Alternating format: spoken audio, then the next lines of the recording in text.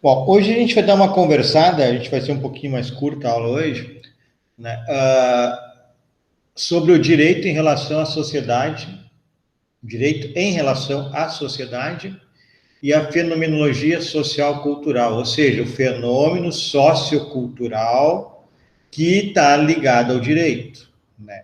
Você já tem uma ideia de onde surge o direito e hoje a gente vai, então, ver novamente essas questões, inclusive tratar das fontes do direito.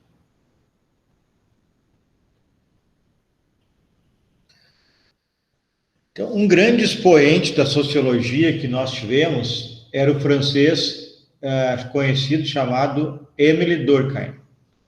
Né? Ele defendia a existência da dependência do direito com a realidade social. E é isso mesmo que ocorre. O direito existe, não sei se o termo correto é dependência, ele chamava de dependência, mas o direito existe porque está ligado ao fato social, à realidade social. Existe direito porque vem do meio da sociedade. Né? Um outro autor, chamado Bru, né, afirma, então, que o direito é um fenômeno social, por excelência. O direito é um fenômeno social que consegue garantir certa ordem à sociedade. Existe uma disputa entre a sociologia e o direito para dizer qual é mais importante que o outro. É uma briga de beleza, uma disputa, né? Qual que depende do outro, qual que seria uma ciência, né? Nós já vimos que o direito se intitula uma ciência, a sociologia também se intitula uma ciência e diz que o direito depende dela, então o direito seria um adendo da sociologia. Mas, na realidade, independentemente desta briga aí de beleza, o direito, ele advém, ele surge, ele existe em vista dos fatos sociais, em vista do que acontece na sociedade. Se não tivesse sociedade, se não tivesse essa relação entre as pessoas, certamente não haveria necessidade de direito. Mesmo que num certo ponto inicial da civilização pudesse ocorrer, antes de existir o direito, que as pessoas se acertavam pelos costumes, né? O seu regramento era baseado nos costumes, certamente, paulatinamente, passo a passo, um dia isso teria problema. Porque o ser humano tem essa característica de tender ao egoísmo, de tender a querer as coisas para si, né? A melhor parte para si. Então, diante disso, certamente que qualquer aglomerado de pessoas, uma espécie de sociedade mais antiga, um dia estouraria, teria problema e precisaria do direito. Então, não dá para. Certamente não seria possível existir um agrupamento com base apenas em costumes. Um dia ia ter problema. E aí haveria necessidade de uma ordem jurídica, né, para que as pessoas se adequem, ou caso não se adequem, sejam obrigados a cumprir essa ordem social. Então, como eu acabei de falar, o ser humano, desde que nasce, ele é controlado por normas sociais. Né? O Guzmão Dourado Guzmão, Paulo Dourado Guzmão, na sua obra Introdução ao Estudo do Direito, ele traz duas espécies, uma classificação dele, existem outras, duas espécies de normas, né, que formam a ordem social. Aquelas sancionadas ou reconhecidas, as conhecidas como normas jurídicas, né, as normas do direito que são aplicáveis por órgãos de Estado. Então, a primeira delas é aquelas que são reconhecidas. Reconhecidas por quem? Reconhecidas pelo Estado, né? E também pelas pessoas, mas quem reconhece é o Estado. São sancionadas e reconhecidas. Então, são o que nós conhecemos como normas jurídicas. E são aplicáveis essas normas jurídicas por órgãos do Estado. E uma outra ordem de normas garantidas pelo poder público e as que dele independem são estabelecidas pelos costumes. como nós já vimos, no direito positivo, no direito escrito, vige a lei. Isso nós chamamos de civil law, direito escrito. Mas nós vimos que é possível, para interpretar normas, utilizar costumes. Então, nós podemos, mas nós aprenderemos isso mais adiante, na hermenêutica. Mas existe um direito, por exemplo, na Inglaterra e nos Estados Unidos, que é chamado de common law.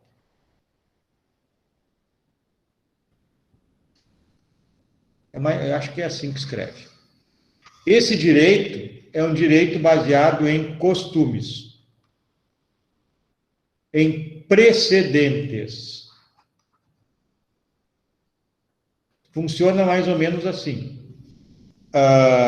O juiz, diante de um caso concreto, na common law, ele busca uma decisão judicial que foi tomada em um caso semelhante, que é um precedente. O precedente é que vem antes.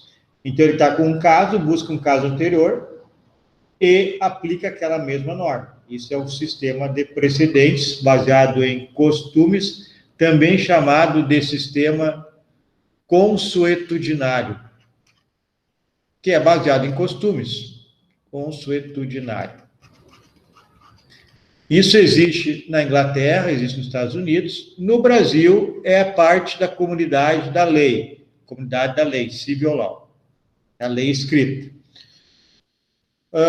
Os autores de direito, de introdução ao estudo do direito, eles têm escrito que esses países adeptos a common law, como Inglaterra e Estados Unidos, eles têm sentido muita necessidade de criação de leis, e vêm criando leis, então, que existem paralelamente a esse sistema aqui de precedentes da common law. Alguém está pedindo para entrar.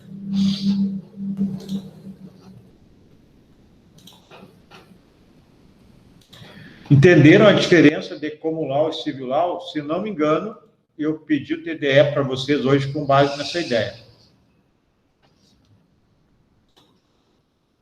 Certo? Entenderam? Posso ir adiante? Senhor, só uma dúvida. Pode falar. Ou vai ser pela civil law, ou vai ser pela outra.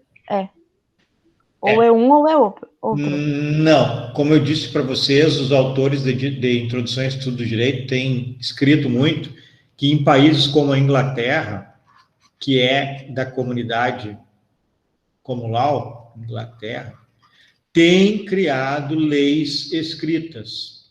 Então, essas leis escritas mais atuais da Inglaterra têm atuado ao lado do sistema de precedentes, que é chamado de common law. Deixa eu colocar aqui consuetudinário, que é o nome que a gente mais conhece. Que é baseado em costumes, em precedentes. É a common law.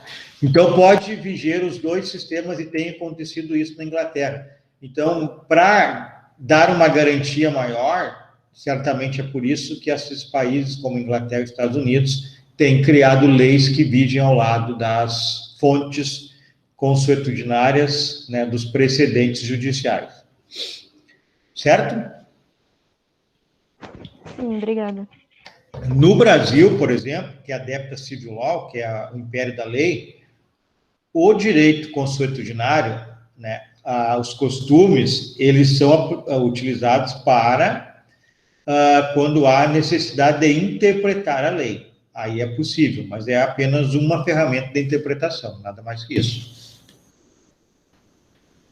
Bom, então, a diferença entre as normas, né? Normas jurídicas na civil law, normalmente são escritas, e estas leis fazem parte, muitas vezes, de codificações. Código Penal, Código Civil, Código de Processo Penal, Código de Processo Civil, CLT, que é uma lei.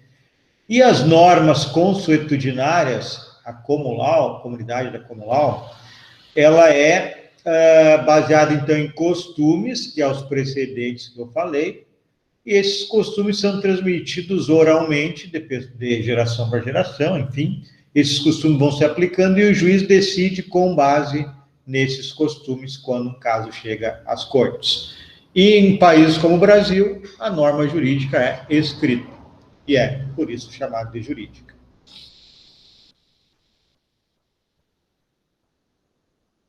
Bom, o direito, da onde que sai o direito, pessoal? O direito, então, é cristalizado nos costumes, nas leis e nas sentenças. A norma dá sentido às condutas lícitas e ilícitas, e ela própria é carregada de sentido. Ou seja, a norma tem um sentido. Então, a norma dá sentido às condutas, ou seja, ela permite uma conduta porque é lícita, ou ela proíbe uma conduta porque é ilegal, ilícita.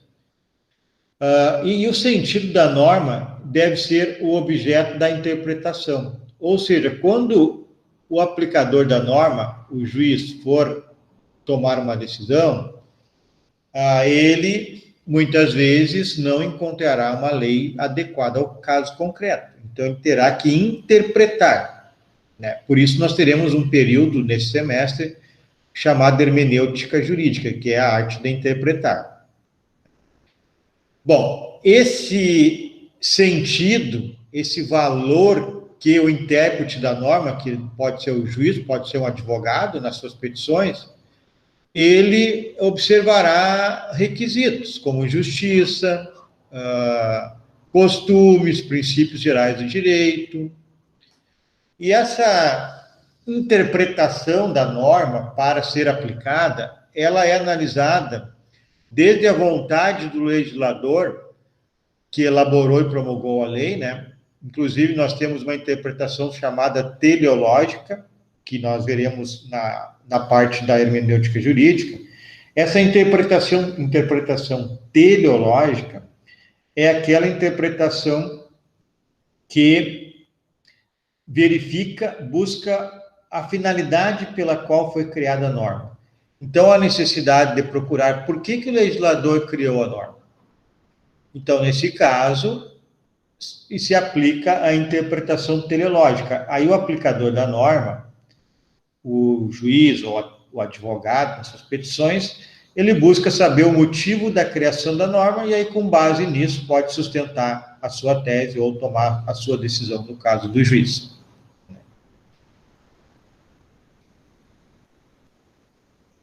Que mesma coisa, vontade histórica da sociedade é uma questão de buscar o histórico, né, os motivos que ensejaram essa norma, é muito parecida com a interpretação teleológica, só que, na realidade, a interpretação baseada na história, a histórica, ela busca o contexto histórico em que foi criada aquela lei, e a interpretação teleológica busca os motivos pelos quais foram criadas aquela lei.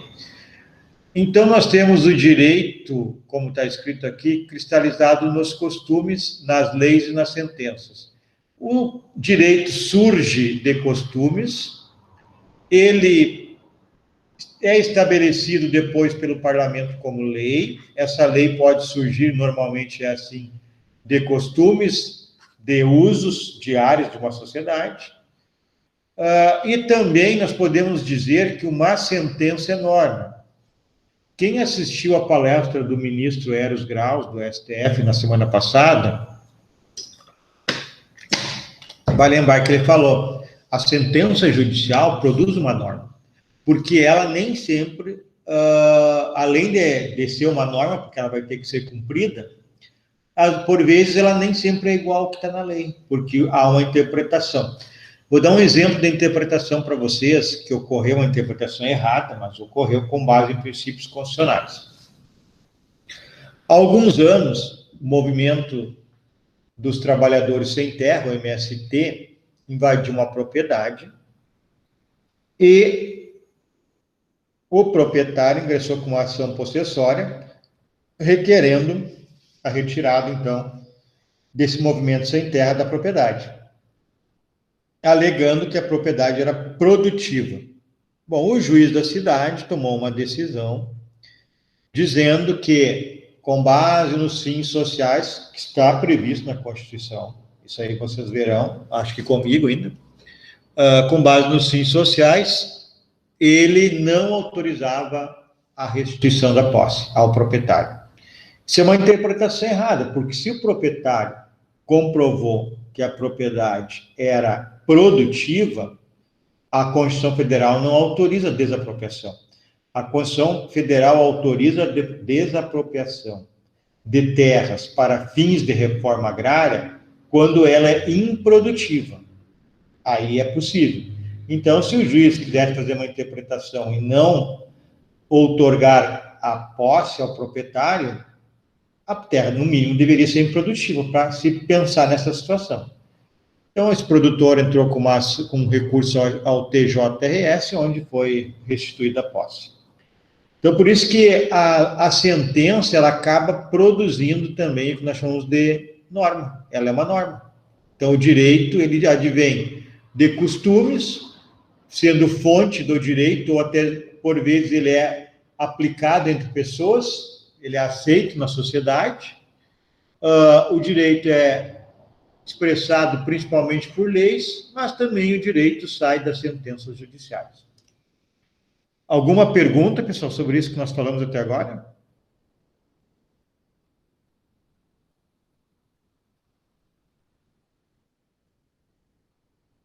Bom, o Miguel Reale Júnior, que também escreve sobre a teoria do direito, ele tem... ele criou uma situação, ele criou uma tese chamada teoria tridimensional do direito, para demonstrar o que é o direito, de onde surge. Deixa eu ver se eu consigo... Então, ele afirma que a unidade é constituída de fato. Deixa eu ver se eu consigo colocar aqui. Fato. E tem esses balãozinhos aqui, ó. Fato. Norma. E valor e norma. Fato, valor e norma. Ele diz que o direito é isso aqui, teoria tridimensional do direito, que uma lei, que o direito surge de um fato social, esse fato pode ser um fato econômico, existem leis em virtude da questão econômica no país, geográfico, demográfico, poucas pessoas, muitas pessoas num determinado local, né? Então, esse fato é um fato social. Aí o legislador valora esse fato, por isso que eles são interligados, dá valor a esse fato, a importância a esse fato, e daí surge a norma. Então, a norma advém do fato. O legislador tem o trabalho de valorar esse fato social e transformá-lo em norma. Então, essa é a teoria tridimensional do direito, que me parece, na minha opinião, expressa bem da onde surge uma lei, o que é direito.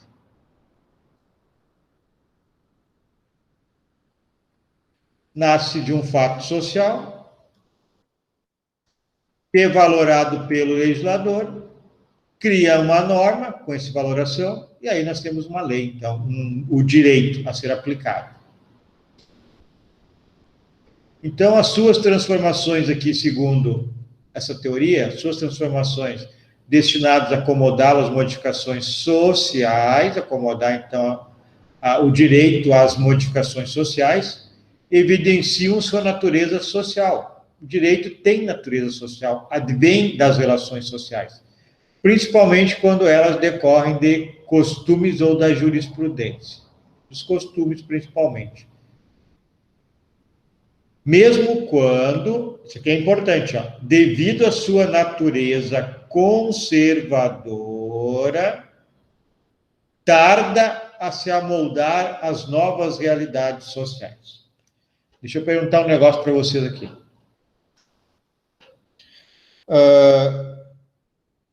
Existem leis que são revogadas, né? Então, por exemplo, existiu no Código Penal brasileiro um crime denominado adultério, quando uma pessoa casada praticava relação sexual com outra pessoa.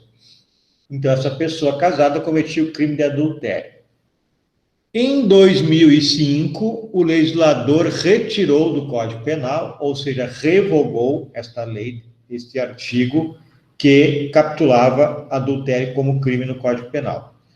Eu pergunto para vocês, com base no tudo que a gente estudou, né, durante essas 3, 4 aulas e hoje, direito, fato social, evolução, o direito como algo conservador, que tem que se amoldar aos fatos sociais, por que vocês acham que foi revogado esse artigo do Código Penal? Alguém arriscaria uma ideia?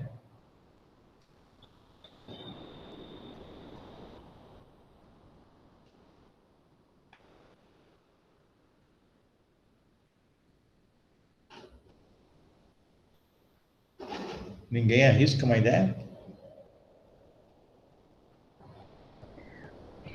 Por outras formas de relação que a gente tem hoje?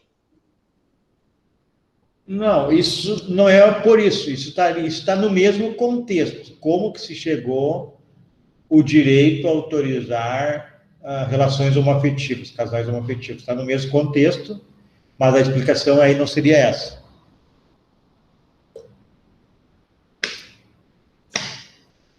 Bom, porque tem mais relação com a moral. É verdade, Eduardo, isso é uma verdade. Não é por isso, mas isso é verdade. Você está coberta de razão. Em 2005, quando foi revogado o crime de adultério, alguém chutaria quantas investigações policiais e processos policiais existiam em andamento, digamos, no Brasil, pelo crime de adultério? Vocês acham que tinha muito ou tinha pouco? Provavelmente muitos. Na realidade, Felipe, eu não vou dizer que não existia nenhum, porque pode ser que alguém tivesse registrado uma ocorrência, alguma situação, mas na realidade eu não conheço nenhum, desconheço qualquer ocorrência policial, qualquer processo de adultério nos anos 2000, muito antes disso, muito antes, desde os anos 1990, e provavelmente antes disso já não existia. Então, se existia algum inquérito policial, algum processo de adultério no Brasil, eram raríssimos. Ou seja, houve uma evolução social, a sociedade passou a, não sei se aceitar, enfim, aceitar melhor, digamos assim, essa prática como algo, se não normal, mas não algo que tivesse que tirar a liberdade de alguém por isso. Ou seja, a sociedade passou a entender como isso como algo não tão grave, a ponto de ser tutelado, a ser absorvido pelo direito penal. Né? Se entendeu que o Estado não tinha que se intrometer numa relação dessas. Se uma das partes envolvidas, o casal, se sentir ofendida, ela pode buscar outros ramos do direito, indenizações, né? Então, o que ocorreu? Em 2005, como não havia mais procedimentos, como regra, se existir, como eu disse, é um aqui, outro lá, e eu nunca ouvi falar nisso, né? Não existia processos como regra, não existia investigações policiais, não existia ocorrências como regra, o direito teve que se adequar a esse fato, essa situação da sociedade não mais ficar constrangida do ponto de vista ficar constrangida que fosse necessário o direito penal, né, tirar a liberdade de uma pessoa envolvida nisso. Seria mais uma situação envolvendo duas partes, um casal, que deveria ser buscado em outro ramo jurídico, se assim as duas partes entendessem. Por isso que o direito é chamado de conservador. Ele não consegue acompanhar a evolução da sociedade.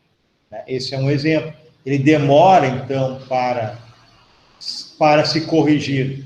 não existia adultério há muito, não existia processos adulterinos há muito tempo, como regra, eu falei, e depois de muitos anos o direito acabou, então, sendo foi revogada essa lei. Né? Um outro fato semelhante são os crimes da informática, pessoal. Os crimes da informática surgiram depois, eu não sei se alguém está lembrado aí, vocês lembram de um fato que ocorreu envolvendo a Carolina Dickmann? 2015, eu acho. Sim, lembro que ela teve imagens vazadas e daí, a partir disso, foi estudado e criado as leis. Daí existe a lei Carolina Dickmann contra os crimes de informática, né? Isso, exatamente. Foi a partir desse evento aí que houve uma invasão do computador da Carolina Dickmann e foram expostas suas fotos íntimas. Até ali, o jeito que o direito trabalhava com isso era baseado nos crimes contra a honra. Pequenos delitos com pequenas penas, artigos 137, 138 e 139. São os crimes 138 e 139. Não, 138, 139 e 140. Pode falar, Júlia. Abri sem querer aqui, desculpa. Ah, tá tranquilo. 138, 139 e 140. Esses são os tipos penais. O 139, difamação, e 140, injúria. E são penas pequenas, até 2 anos. Então, esses casos eram trabalhados com esta legislação, uma legislação de 1940. Imaginem, então, uma legislação de 1940 em 2015, que foi o fato. Antes disso, obviamente, a informática estava anos-luz à frente da época em que foi criado o Código Penal. Então, a partir desse problema que surgiu com a Carolina Dickmann, que obviamente não foi o primeiro, existiram muitos problemas antes, se criou essa lei dos crimes informáticos, e aí foi inserido ali o artigo 154, 154A, por ali, né, trazendo algumas condutas com penas maiores e bem específicas ao crime de informática. Mas demorou anos para o direito acompanhar e chegar a esse regramento. E ainda, pior de tudo, é que foi feito com base num caso específico.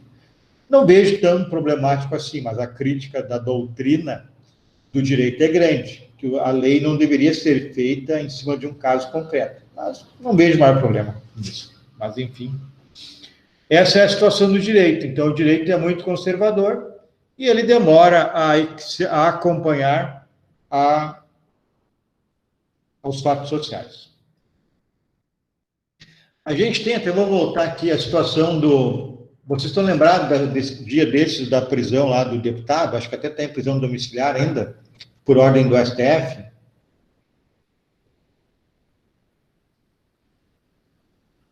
Vocês viram essa notícia?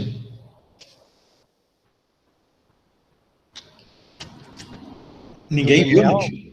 É isso, Daniel. Né? Eu vi. Ele postou um vídeo pregando ditadura. O AI-5, para quem não sabe, o AI-5 é o Ato Institucional 5, foi o ato que mais retirou direitos das pessoas durante o regime militar.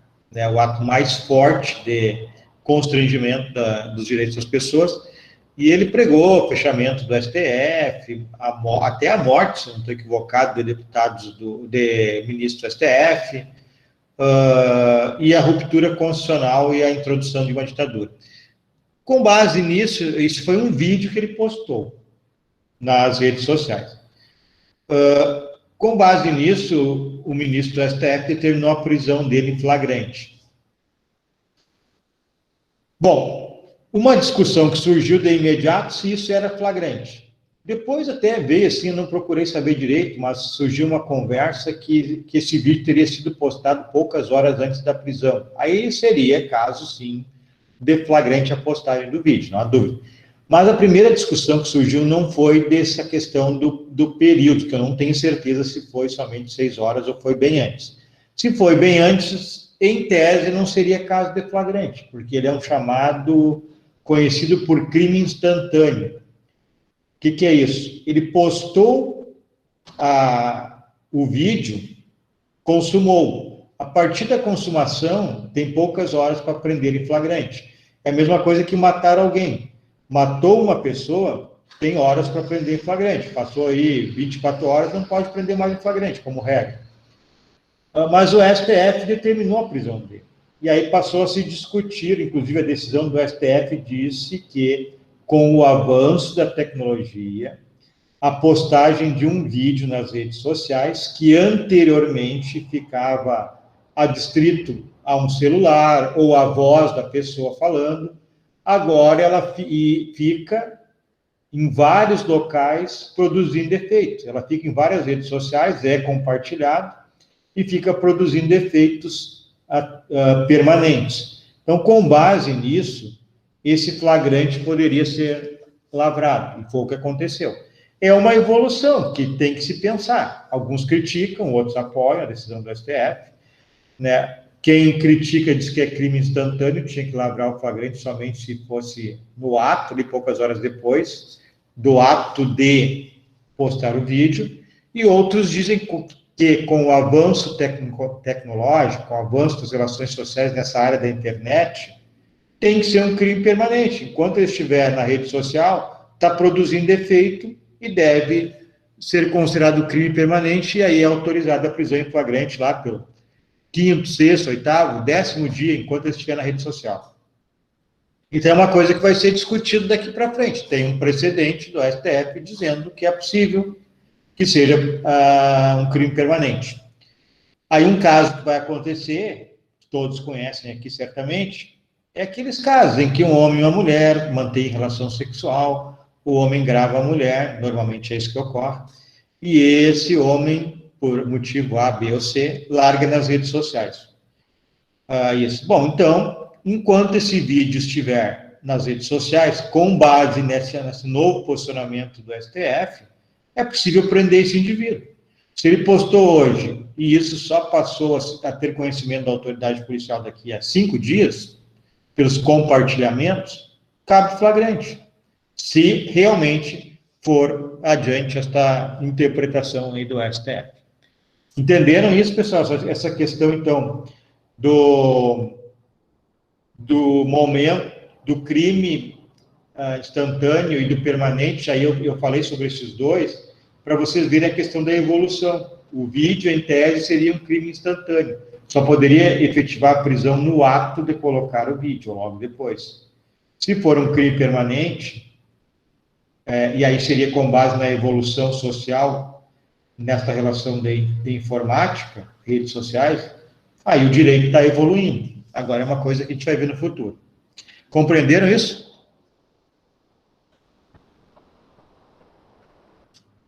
Então, vamos adiante.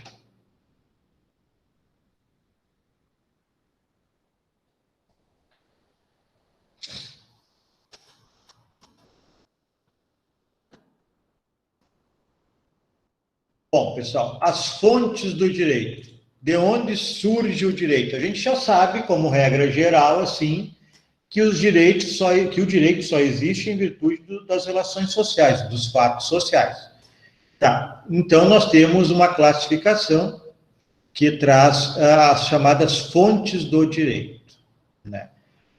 Onde começa, então, essa questão do direito? De onde vem o direito? Nós já vimos que é dos fatos sociais, mas não é só isso, né? Fatos espontâneos que vão ocorrendo e o direito vai tendo que se adequar, e costumes também são fontes do direito. Como tudo isso aqui pode ser chamado, né, de fato social. Mas o direito também resulta de reflexão intelectual ou do legislador, pessoal, ou do jurista. Então, nós vimos que, como um vetor inicial, os fatos sociais que originam o direito, mas ele pode ser fruto, aí a gente já pode falar, tendo uma lei, de reflexão intelectual, de pessoas que tenham o objetivo de estudar direito, do próprio legislador ao criar uma lei e do jurista, e também, aqui no caso de reflexão intelectual, do próprio Poder Judiciário, ao sentenciar.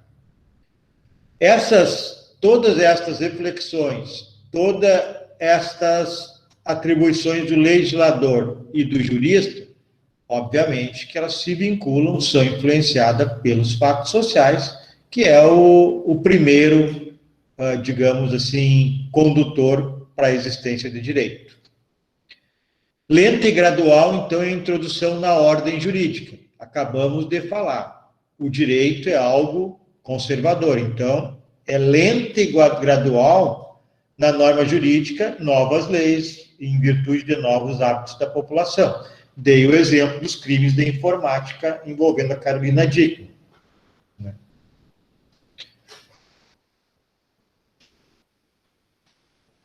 Então, a gente diz que há um descompasso entre o fato social e o direito.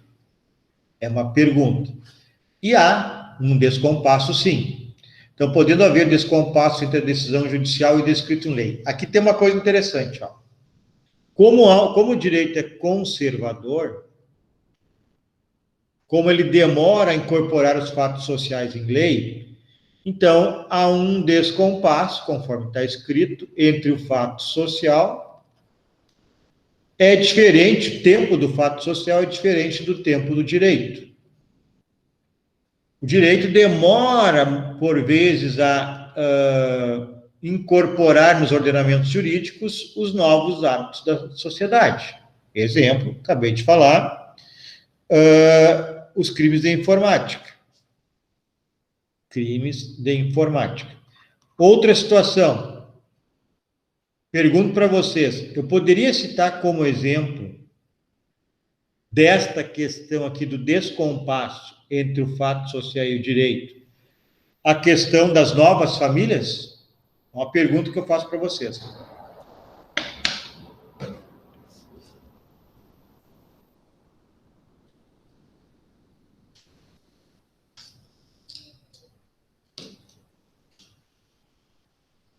Pode? Sim, há um descompasso, então. É algo que há muito tempo ocorre, fato social. A questão, então, das famílias, da relação, digamos assim, homoafetiva. Há um descompasso, então, da relação homoafetiva, que é o fato social, com o direito. O direito não reconhecia esse tipo de família. E, em virtude desse descompasso entre o fato social e o direito, olha o que acontece. Um descompasso entre a decisão judicial e o que está escrito em lei. E ocorreu isso na relação das famílias homoafetivas. O STF que teve que decidir e dizer: pode existir, sim, relação homoafetiva, podem, sim, as relações homoafetivas adotarem crianças, filhos. Isso foi por decisão judicial. Então, a decisão judicial não estava de acordo com o que a lei especificamente falava, ou não falava, não se pronunciava. A lei reconhecia outro tipo de família, outro tipo de adoção. Então, havendo um descompasso entre o fato social e o direito, acaba gerando um descompasso entre a decisão judicial e a lei atual. Até que vai chegar um momento que essa lei aqui vai ser alterada. Aí vai entrar em compasso novamente as decisões judiciais, as leis e os fatos sociais. Tudo em compasso.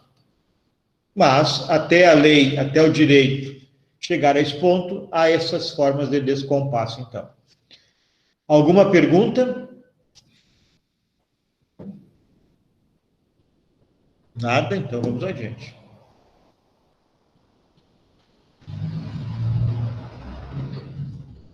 Algumas espécies de vínculos, então, pessoal.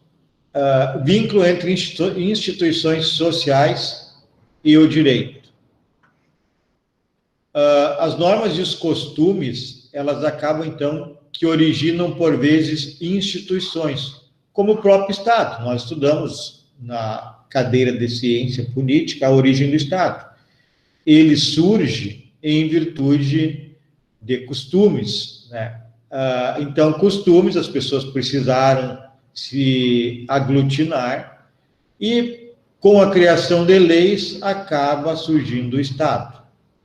O casamento é baseado em costumes e a legislação existe, obviamente, com base nos costumes. O conceito de família, de propriedade. Então, cada uma destas instituições tem uma função de satisfazer as necessidades do ser humano. O ser humano forma família, o ser humano pertence a um Estado, o ser humano tem propriedade. Então, cada uma dessas instituições existem para satisfazer a necessidade do ser humano. E o ser humano participa durante a vida de diversas instituições, como família, como Estado, escola, igreja. Esse vínculo, então, está muito ligado entre instituições sociais e o direito. Eu tenho a igreja, existe legislação sobre a igreja, direito canônico, o próprio Código Civil fala alguma coisa da igreja, os templos das igrejas, as escolas, há um regramento todo, lei de diretrizes e bases e outros regramentos da própria Constituição. O Estado é disciplinado na Constituição Federal, o seu funcionamento. Então, tudo está vinculado ao direito. E por isso que a gente fala vínculo entre instituições sociais e o direito.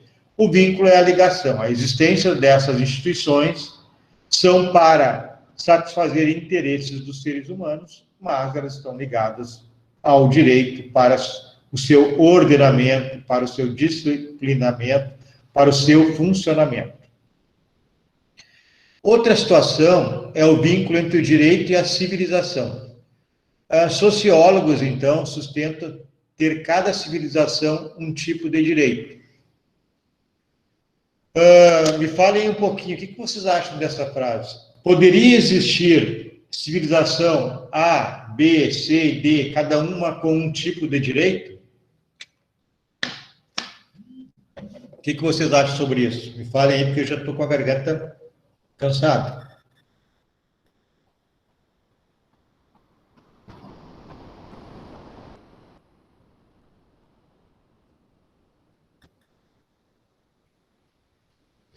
Cada estado faz as suas normas de acordo com a base cultural de cada um, não seria isso? Isso aí, muito bem, perfeito. Então, é possível, sim, sustento os sociólogos, e eu acho que concordo com isso, é possível, sim, que exista direitos de alguma maneira diferentes. Em alguns casos, pode ter até uma base jurídica semelhante, mas são diferentes em alguns pontos. Em outros casos, né, como países como o Irã, por exemplo, eles sustentam a sua base jurídica com base na religião, com base no que diz o Alcorão, enfim, a sua Bíblia, né? Então, por isso que sociólogos defendem, né, que cada civilização tem o seu tipo de direito. É verdade. Países ocidentais, aqui como nós, o continente americano aqui, eles têm esse direito baseado nos costumes. Os costumes cada vez avançam mais, né? Mas existem países como o Irã, entre outros, que têm outra visão de direito. Nosso aqui está muito baseado no direito fundamentais, nos direitos do homem, na preservação dos direitos do homem.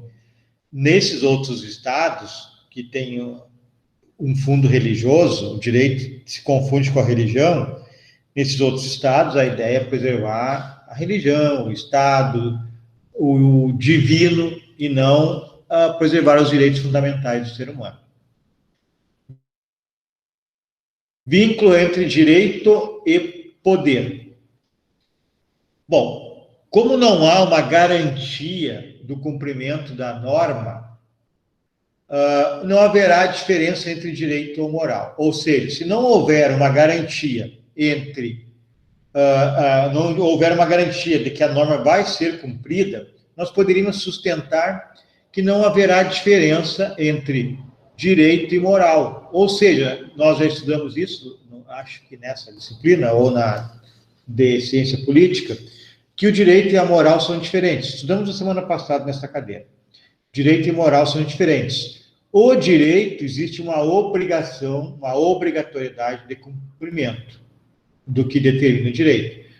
O aspecto moral, não. Aí eu dei o exemplo da Maria Helena Diniz, do mendigo e do táxi, que o indivíduo não dá a esmola, mas ele é obrigado a pagar o táxi. A esmola é um conceito moral. Um amigo dele estava passando fome e pediu uma esmola. Ele não deu, mas o táxi teve que pagar porque é uma relação jurídica. Então, o direito, se não houvesse essa garantia de cumprimento da norma, não teria motivo para ter norma, porque acabaria não sendo cumprido, e não teria diferença entre a norma jurídica e a moral. Assim, o direito então, é composto de poder e de norma. Norma é uma lei e o poder é alguém que pode fazer cumprir essa norma. Agora, não pode se esquecer que do lado do direito estatal encontram-se outras espécies de direito, como costumes, oriundo de acordos, contratos. Existe hoje, pessoal, muitas possibilidades de acordo entre as partes. É possível. Mas, formados esses acordos, em que pese não ser originário do próprio Estado, formado esse acordo, é possível depois que se execute com o processo judicial. Então, a regra é, existe norma e existe um poder que faz cumprir a norma, senão de nada adiantaria existir essa norma.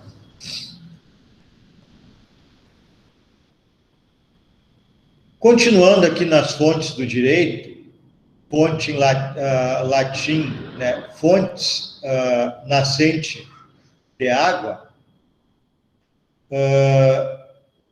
o doutrinador Nader classifica essas fontes do direito em históricas e formais. Vamos dar uma olhadinha nas duas. As fontes históricas são fundadas na existência de ideias permanentes em uma ordem jurídica.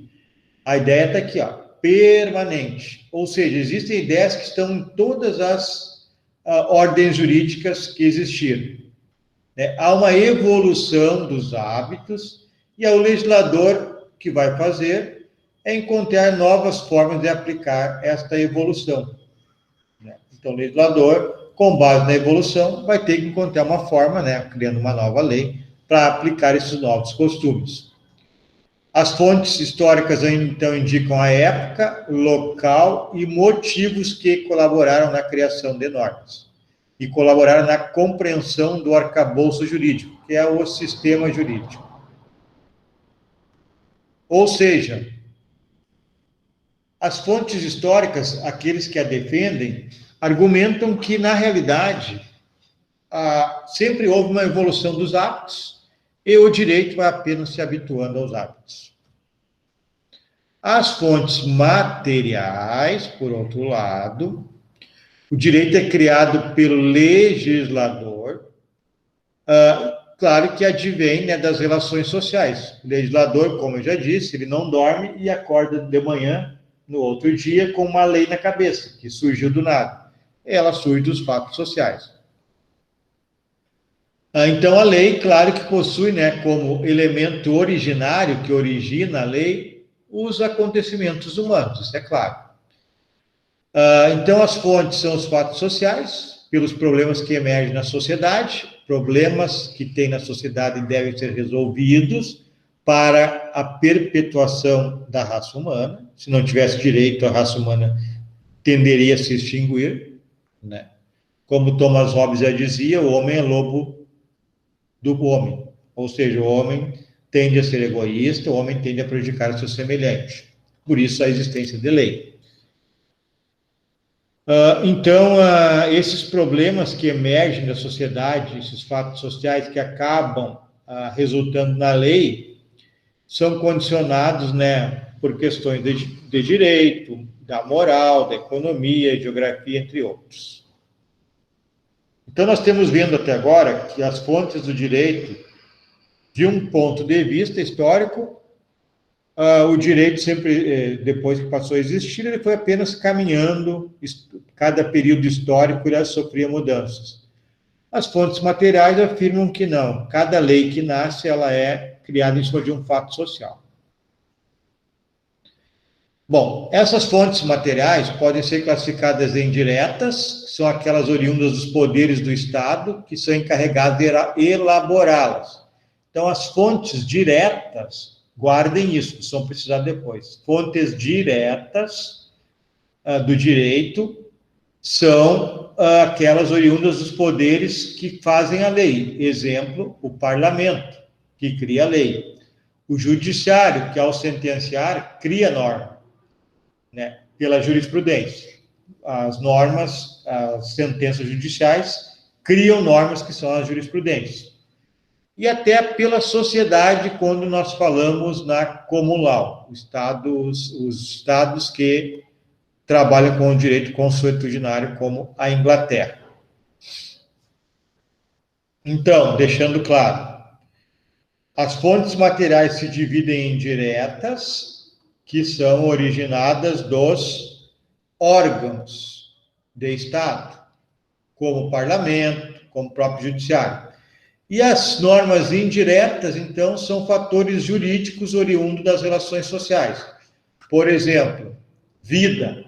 A vida é preservada pelo Código Penal, porque um fato social é o homicídio. As pessoas matam outras. Então, esse fator jurídico, preservação da vida, surge das relações sociais, das mortes entre as pessoas.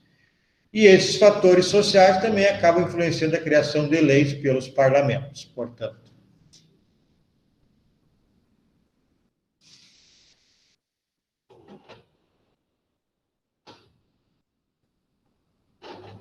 Aqui existe mais uma frase para finalizar, que eu vou tentar colocar a cor aqui, que não deu certo. Não.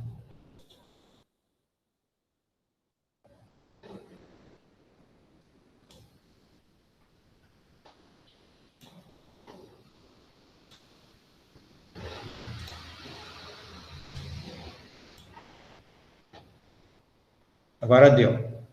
Fontes formais são formas que exteriorizam o direito e são conhecidas pela sociedade. Deve haver o poder de introduzir no ordenamento jurídico os atos normativos como as leis. Bom, o que quer dizer isso? Uma fonte formal do direito é a lei. Produzida uma lei, nós temos uma fonte. Essa lei é produzida pelo parlamento, como regra. O executivo tem algumas possibilidades, não de criar lei, mas de emitir decretos.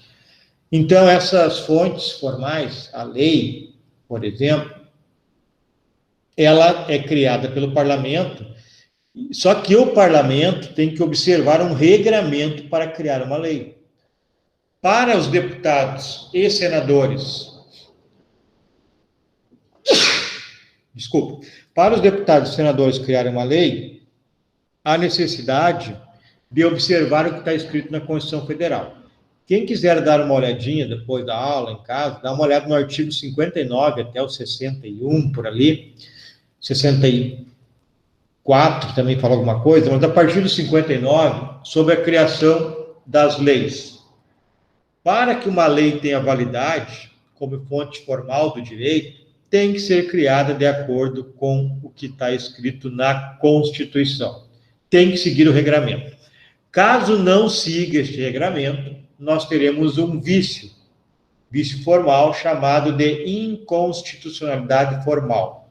Ou seja, vício formal é aquele, então, que não, uma criação de uma lei que não seguiu o que está descrito na Constituição Federal. Então, a lei é criada pelo Poder Legislativo e o costume se origina nas relações entre indivíduos e comunidades, e as decisões judiciais pelos tribunais. E ainda pode citar manifestações negociais, que a gente já falou. Bom, deixa eu parar de apresentar aqui.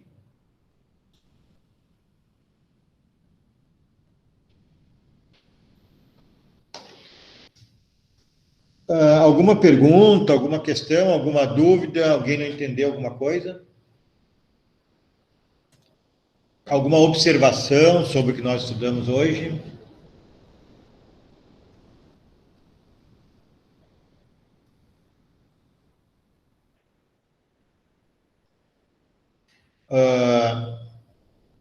Quem quer falar? Alguém abriu aí? Não? Tudo tranquilo, então? Bom, pessoal, então eu quero passar ali, eu vou distribuir vocês nas salas ali por 5 minutinhos, aquele procedimento que a gente adota, para vocês discutirem por 5 minutinhos e eu busco vocês sobre esta questão do direito de ser conservador. Aí eu quero que vocês discutam o artigo 233 do Código Penal, que é chamado ato obsceno. Ato obsceno é alguma relação, algum ato de cunho sexual, né? Por exemplo, alguém andar nu na cidade. Isso é um crime de ato obsceno. Eu vou dividi-los aqui em 5 minutinhos, vocês conversem sobre a evolução da sociedade e como a aplicação do direito em relação, como se dá a aplicação do direito em relação a esta evolução. Aí, no caso do ato obsceno, ele foi criado em 1940. O Código Penal entrou em vigor 1º de janeiro de 1942. Eu quero que vocês debatam ali por 5 minutos como se daria a aplicação do delito de ato obsceno em 1940 e como se daria a aplicação do ato obsceno hoje. O juiz de 1940, com base no olhar de 1940, ele poderia se transportar para 2020 e aplicar o ato obsceno com base no que ele pensa ou pensava naquela época? Então, essa é a ideia, discutir, sim, se existe a lei, artigo 233, eu acho que é do Código Penal. Ela está no Código Penal. É a mesma lei desde 1940, ato obsceno, praticar ato obsceno. Tem como o juiz aplicaria da mesma maneira ou ele aplicaria de maneira diferente? Então, eu vou dividir aqui, 5 minutinhos, eu busco vocês de volta.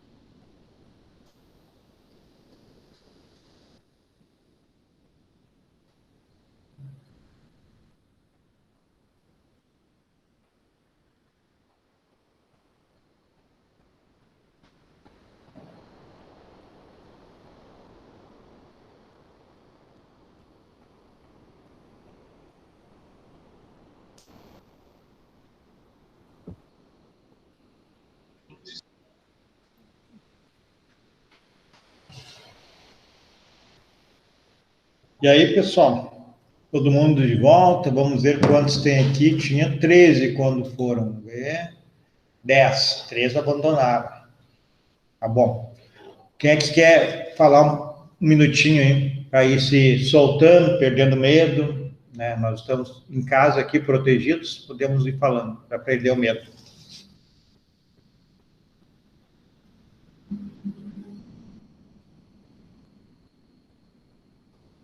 O que vocês discutiram? Posso falar, senhor? Então fala, Adriano.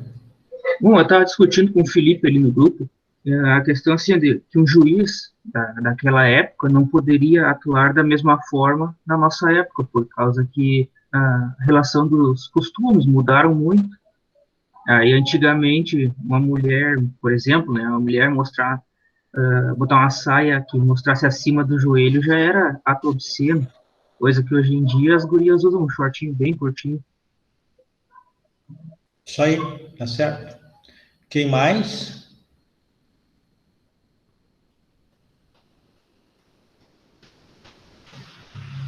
Dos outros grupos, ninguém mais? Gabriele, Maria, Caroline, Tainara, Eduarda, Stefane, Rodrigo. O grupo de vocês não?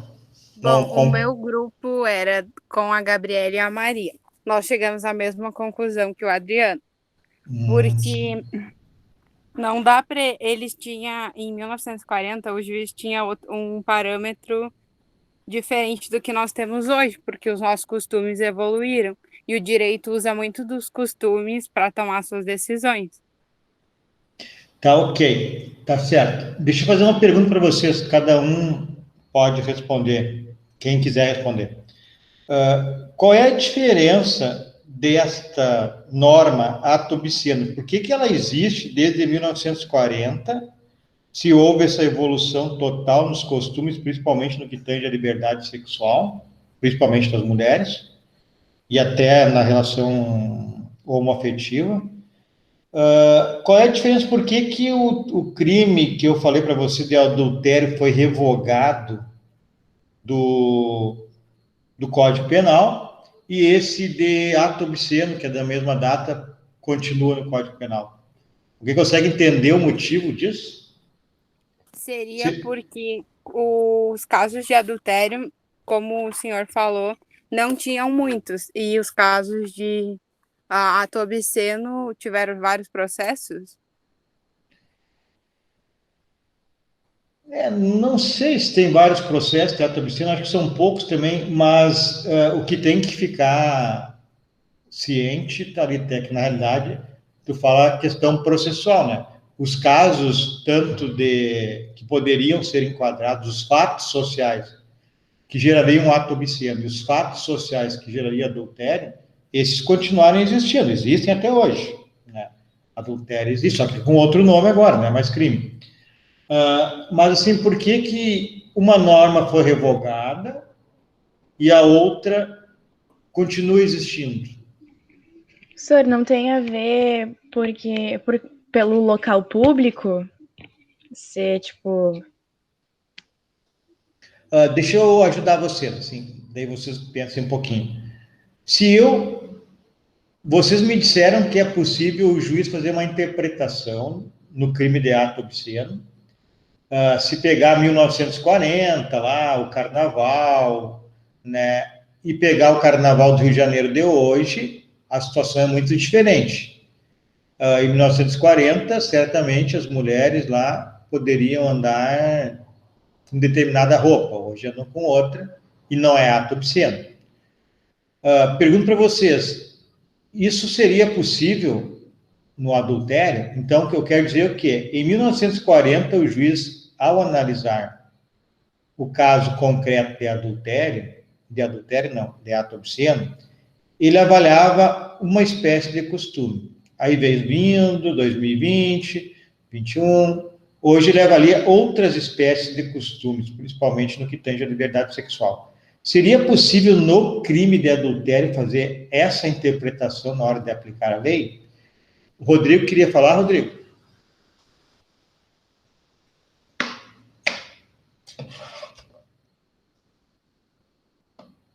Não? Rodrigo não quer falar? Levantou a mão ali.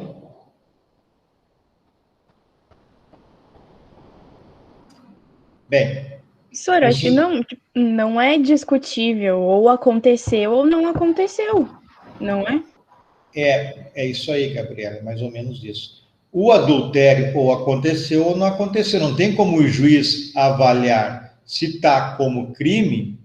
Adultério é uma pessoa casada, manter relação sexual com outro.